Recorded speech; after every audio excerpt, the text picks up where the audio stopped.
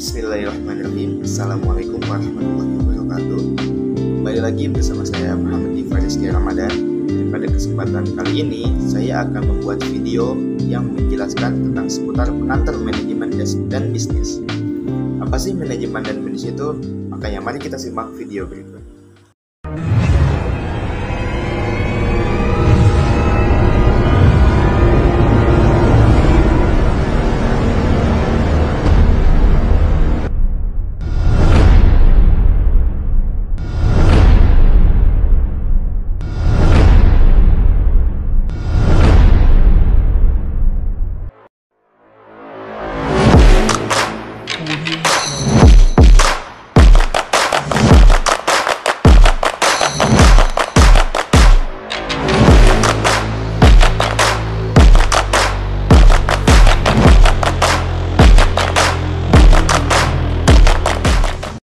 Oke, sebelum melanjut ke pembahasan, mari kita kupas terlebih dalam dulu apa sih manajemen bisnis itu.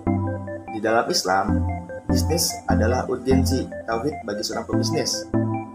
Maksudnya apa? Di dalam garis besar ajaran Islam, ekonomi Islam adalah bagian dari muamalah, sedangkan muamalah bagian utama dari syariah di samping ibadah khusus.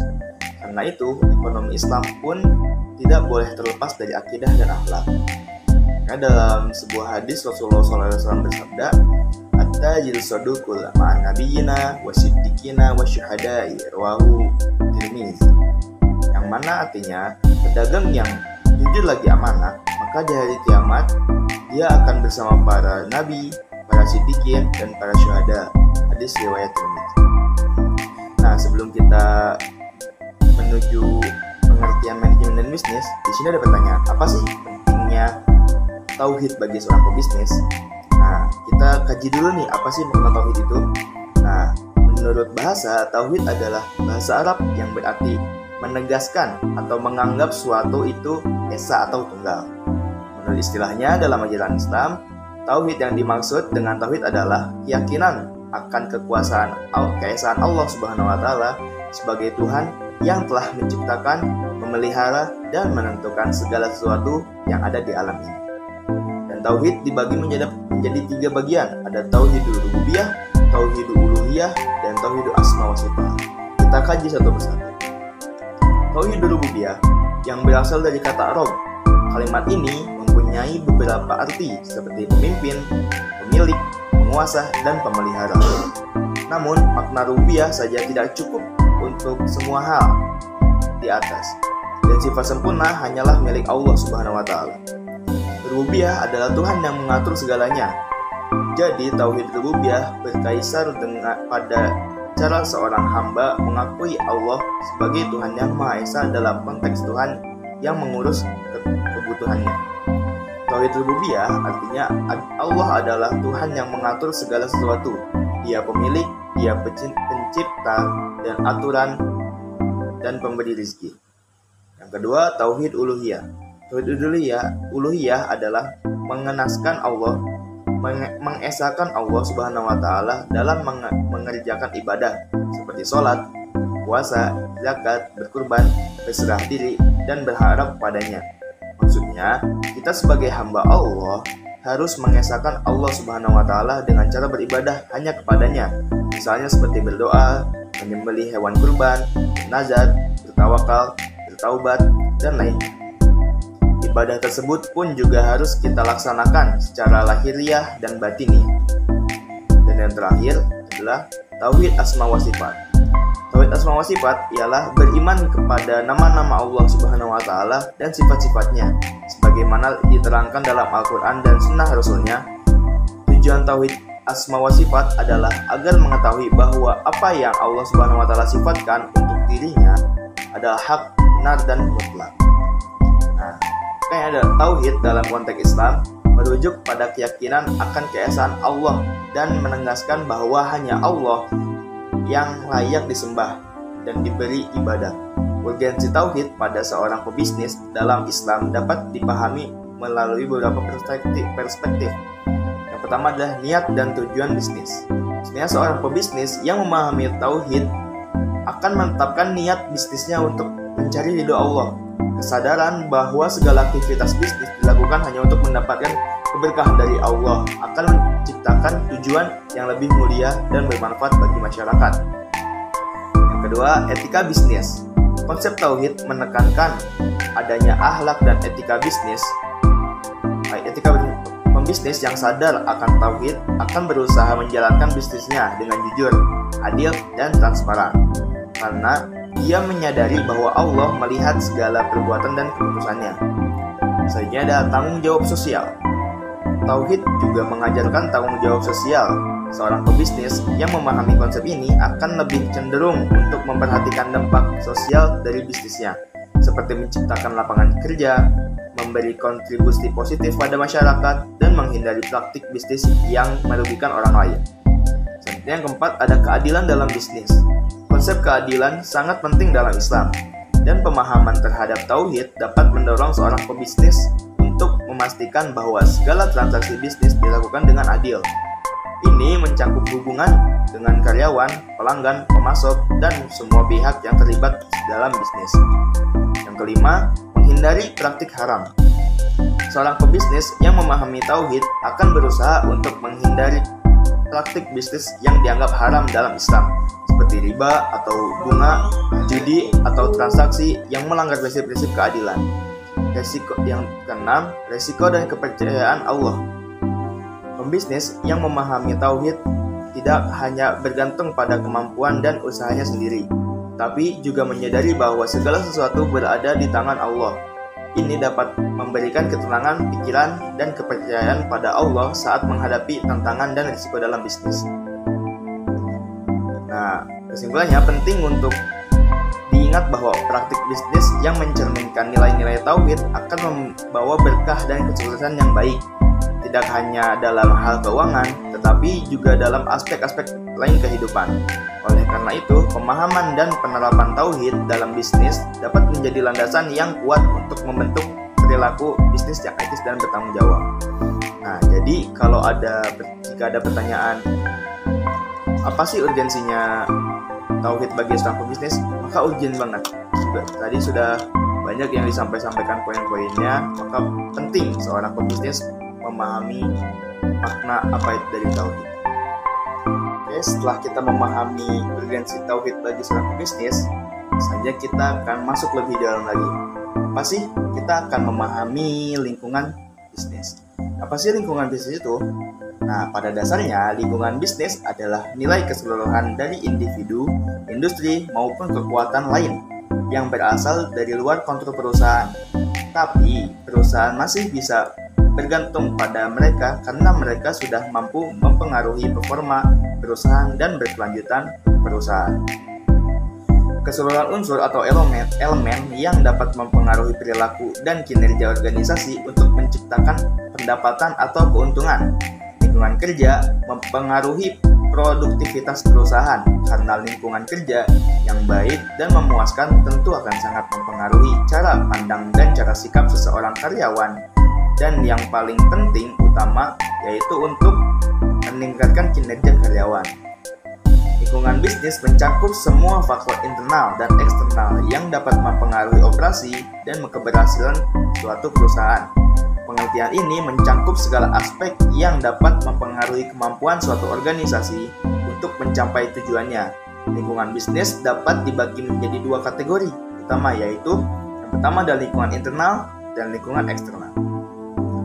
Pertama, lingkungan internal. Lingkungan internal adalah faktor-faktor yang berasal dari dalam perusahaan dan dapat dikendalikan oleh manajemen. Contoh dari lingkungan internal meliputi yang pertama ada struktur organisasi. Ini apa?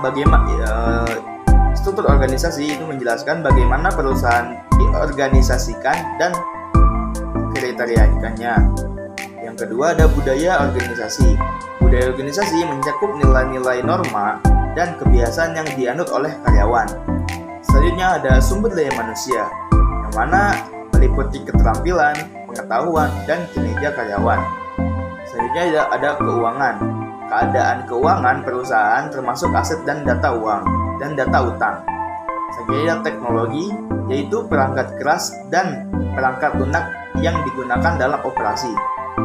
Dan yang terakhir ada produk atau layanan, yakni suatu jenis produk atau layanan yang ditawarkan oleh perusahaan. Dan selanjutnya ada lingkungan eksternal bisnis.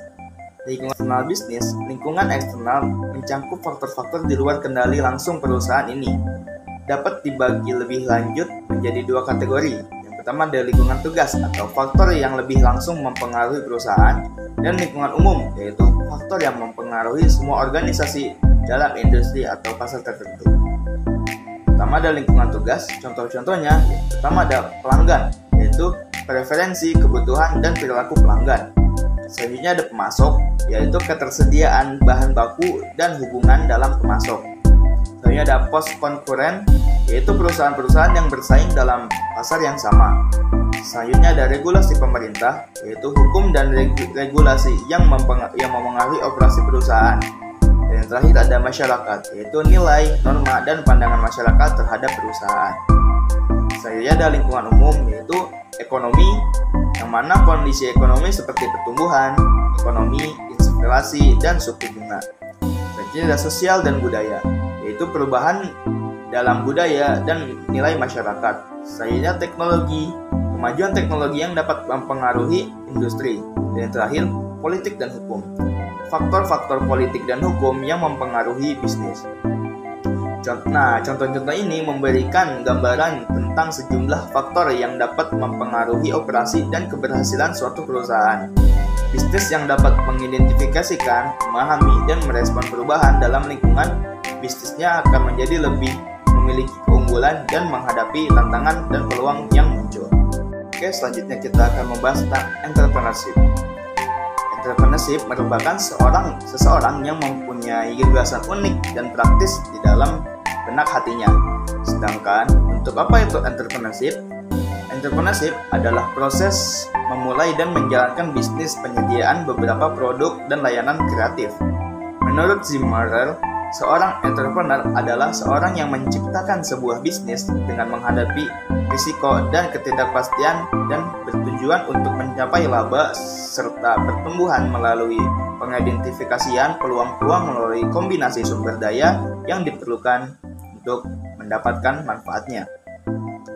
Entrepreneurship merujuk pada kegiatan menciptakan, mengembangkan, dan mengelola bisnis baru atau mengambil risiko finansial dengan harapan mendapatkan keuntungan. Pengertian entrepreneurship melibatkan sejumlah kegiatan termasuk inovasi, yaitu pengembangan ide baru, produk atau layanan yang memenuhi kebutuhan atau keinginan pasar.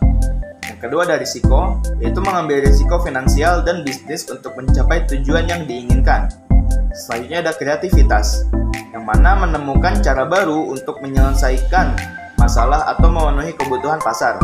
Selanjutnya ada pemimpinan, yaitu mengelola dan memimpin organisasi atau bisnis yang didirikan.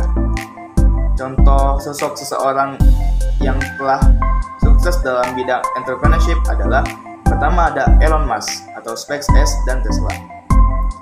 Elon Musk adalah entrepreneur yang berperan dalam mendirikan perusahaan seperti SpaceX yang fokus pada eksplorasi luar angkasa, dan Tesla yang dikenal dengan mobil listriknya.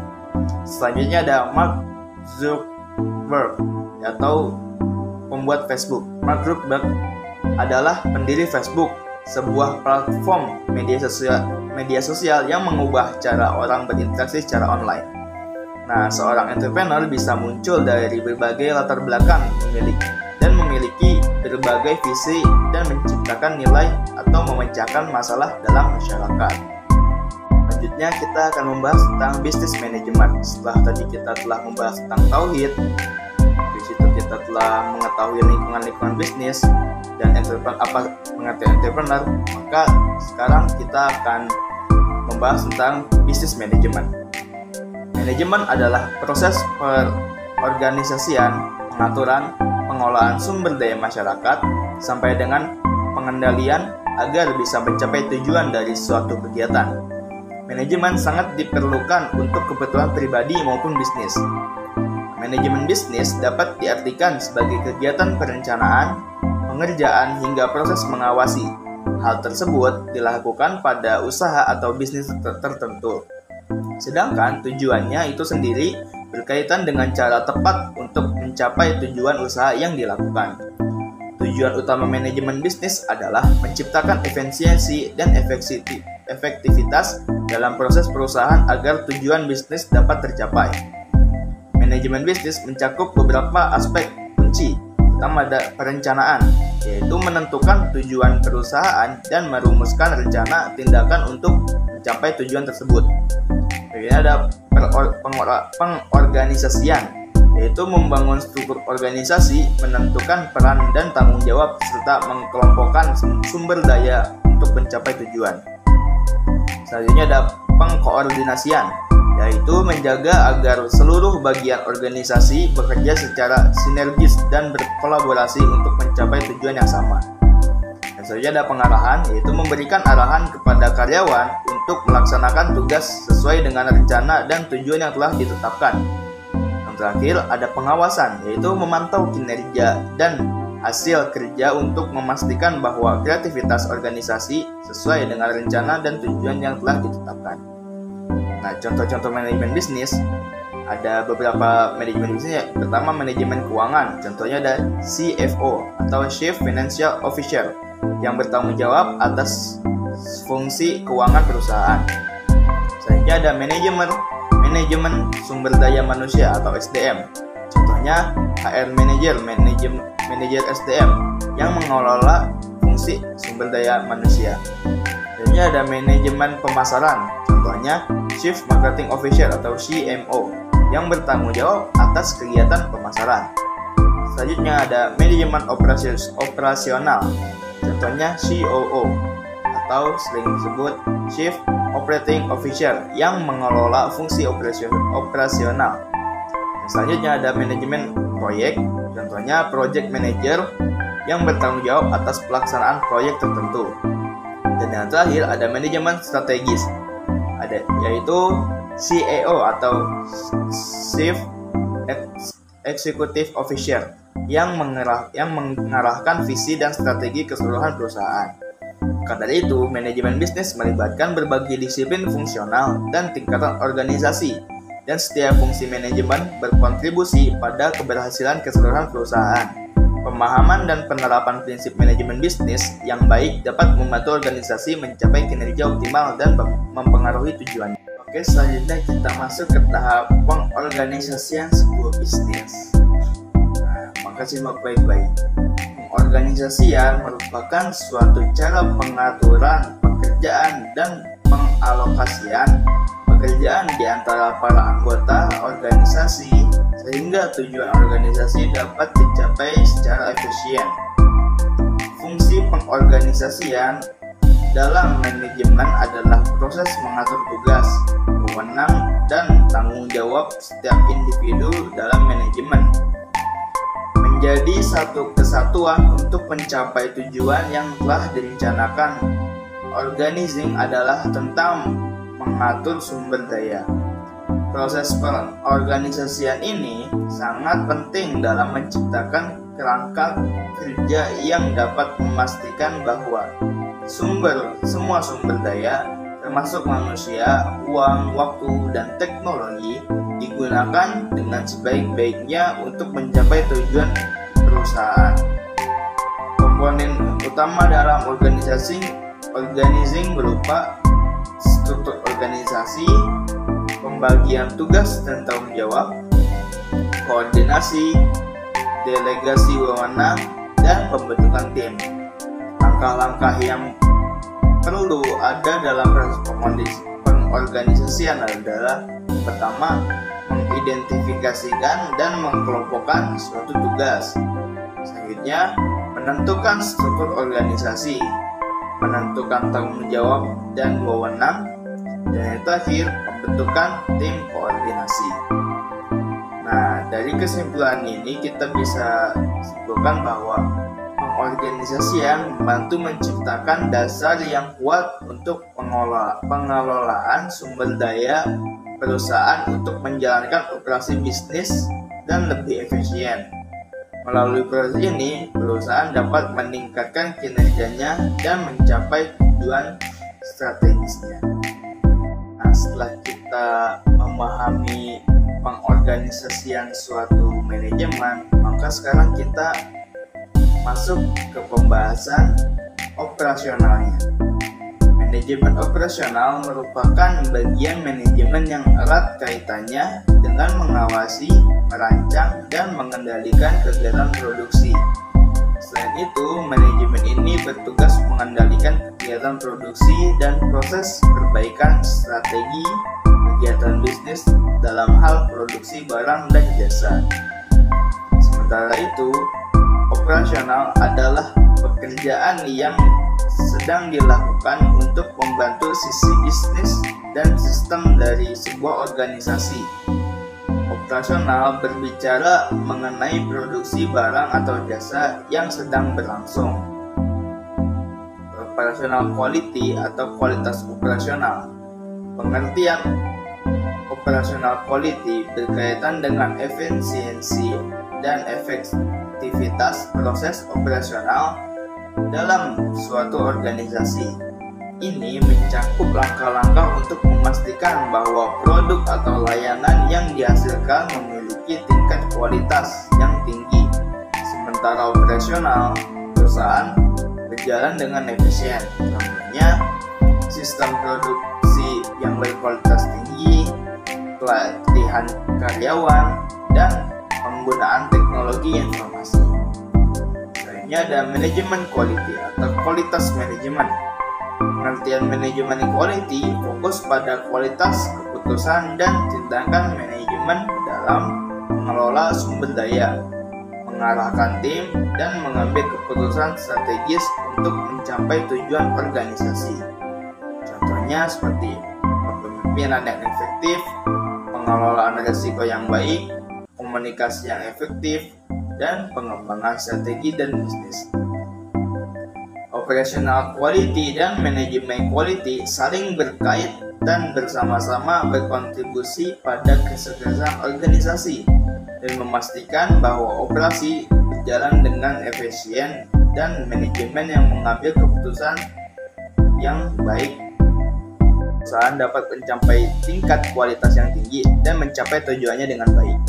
Oke teman-teman, mungkin pembahasan tadi cukup lumayan panjang. Maka di akhir video ini saya akan membuat ringkasan untuk teman-teman juga bisa lebih mudah memahami dan lebih mudah mengerti apa tujuan dan maksud dalam pembuatan video ini. Jadi ringkasan yang pertama itu tentunya ada urgensi tauhid dalam bisnis. Urgensi tauhid dalam bisnis merupakan kesadaran akan tauhid, yaitu keyakinan akan keesaan Allah, memberikan dasar moral dan etis bagi para pelaku bisnis. Pemahaman ini mendorong suatu keadilan, integritas, dan tanggung jawab sosial dalam berbisnis, yang mana menciptakan lingkungan yang bermanfaat bagi masyarakat. Selanjutnya ada lingkungan bisnis. Lingkungan bisnis, baik internal maupun eksternal, memainkan peran krusial dalam keberhasilan suatu organisasi. Pemahaman terhadap dinamika lingkungan bisnis membantu perusahaan untuk beradaptasi dan mengidentifikasi peluang serta mengelola risiko dengan lebih baik. Selanjutnya itu ada entrepreneurship.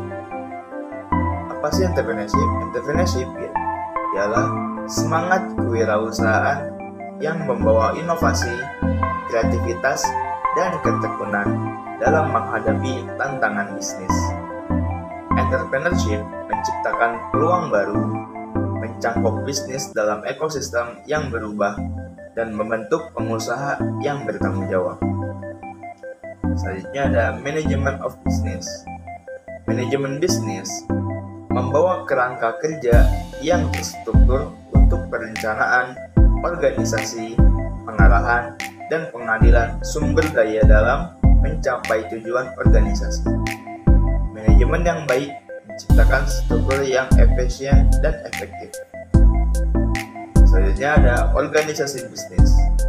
Proses pengorganisasian melibatkan pembentukan struktur organisasi, pembagian tugas, dan koordinasi untuk menciptakan tujuan dengan efisien. Pengorganisasian menciptakan dasar yang kuat untuk pengelolaan sumber daya dan operasional perusahaan. Dan yang terakhir, ada operasional bisnis. Operasional bisnis berkaitan dengan efisiensi dan efektivitas dalam menjalankan kegiatan sehari-hari, yang mana mereka fokus pada kualitas operasional dan membawa perusahaan untuk menghasilkan produk atau layanan yang memenuhi standar dan menjaga keberlanjutan bisnis.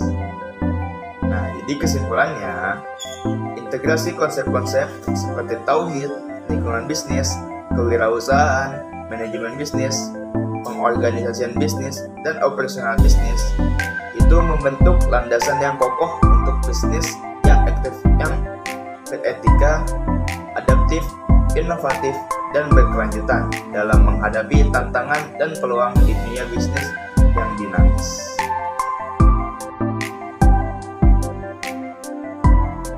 Dalam mengakhiri presentasi ini, kita telah menjelajahi kompleksitas dunia bisnis, merangkai kisah kewirausahaan, dan eksplorasi fondasi manajemen yang solid. Seperti yang kita lihat, kunci keberhasilan tidak hanya terletak pada pemahaman konsep-konsep bisnis, tetapi juga pada kemampuan untuk beradaptasi, berinovasi, dan menjadikan nilai etis sebagai panduan. Saat kita melangkah keluar dari ruangan ini, mari kita ingat bahwa setiap tantangan adalah peluang untuk tumbuh. Setiap kegagalan adalah langkah untuk menuju keberhasilan. Bisnis bukan hanya tentang angka dan strategi, tetapi juga tentang manusia dan dampaknya pada dunia di sekitar kita. Maka berpikirlah jauh ke depan, sebab apa yang kamu pelajari hari ini akan membantumu di masa depan. Dan sukses itu melakukan apa yang orang lain tidak mau melakukan. Terima kasih telah menonton video dari saya untuk hari ini. Saya yakin bersama-sama kita dapat membantu masa depan bisnis yang lebih berkelanjutan, beretika, dan membawa dampak positif bagi semua. Mari kita terus bergerak maju, menginspirasi, dan mencapai keberhasilan bersama. Dengan demikian, mari kita bersama-sama menjadikan setiap langkah sebagai peluang, setiap tantangan sebagai batu loncatan, dan setiap impian besar menjadi kenyataan. Terima kasih kepada setiap individu yang telah menonton video untuk hari ini. Mari kita membangun masa depan yang lebih cerah dan berdaya bersama. Terima kasih. Jika ada kesalahan dalam penggunaan kata maupun kalimat, dan jika ada kekurangan ataupun kekeliruan saya dalam menjelaskan, saya meminta maaf sebesar-besarnya. Terima kasih. Wassalamualaikum warahmatullahi wabarakatuh.